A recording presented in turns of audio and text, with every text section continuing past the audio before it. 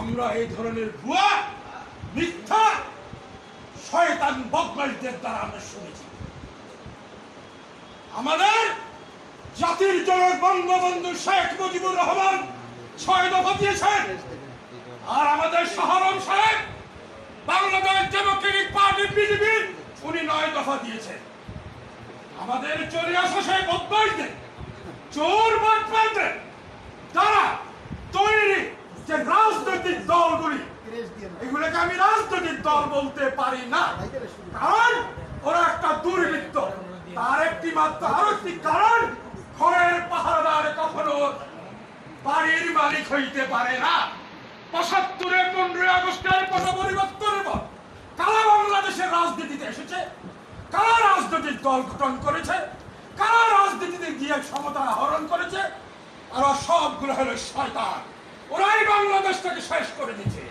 ঢাকা ইউনিভার্সিটিতে 2টো ভাই ছিল, তখন ঢাকা সবাই পড়তে পারে না, প্রাচ্যের বিশ্ববিদ্যালয় এক ভাই বোমা ব্লাস্ট হয়ে মারা গিয়েছেন, এবং ওই মেধাবী ছাত্র হাতে অস্ত্র তুলে দিয়েছেন। এর ধারাবাহিকতা চলছে। ওদেরকে আমরা কখনো রাজনীতিবিদ বলতে পারি না, ওদেরকে কখনো আমরা রাজনৈতিক দল বলতে পারি না। বাংলাদেশে এই যে 50 বছর এই চোর বাটপার ছাত্রদের দ্বারা এই যে চলে আসা দুর্বৃত্ত রাজনীতি, আমরা সেটা মানতে পারি না, কারণ আমরা রাষ্ট্রের মালিক। আমরা যেহেতু রাষ্ট্রের মালিক, আমাদের কিন্তু হিস্সা দিতে হবে। আমাদের বিকল্প রাস্তা নেই। 50 বছর যাবৎ আমাদেরকে কেউ আমাদের হিস্সা দিতে পারে নাই।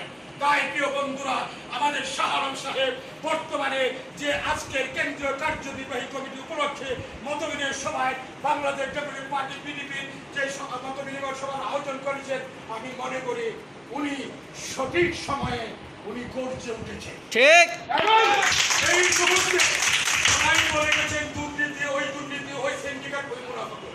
আমি বলতে চাই ওগুলি আর বলার দরকার নাই, কারণ আমরা জানি এই দেশটা সরকার করে দিয়েছে। বাংলাদেশের প্রত্যেকটা জায়গায় সিন্ডিকেট, চোর বাটপার ছাত্ররা, এবং ওরাই বলে রাজনীতি করি। যেমন আমি একটা দাবিতে বলছিলাম, আমরা হলো জনশক্তি রপ্তানিতে বিশ্বের ভিতরে অন্যতম, তাহলে আমরা চাঁদা তুলে ও বলে রাজনীতি করি, ওই বাস স্ট্যান্ডের দ্বারা চাঁদা তুলে রাজনীতি করি, দালালি করে আমি রাজনীতি করি, মাস্তানি করে আমি রাজনীতি করি, মাদক ব্যবসায়ী করে আমি রাজনীতি করি, ভুয়া ডায়াগনোসিস সেন্টার করে আমি রাজনীতি করি। এত যদি রাজনীতিবিদ থাকে, আফ্রিকাতে বানাবেন।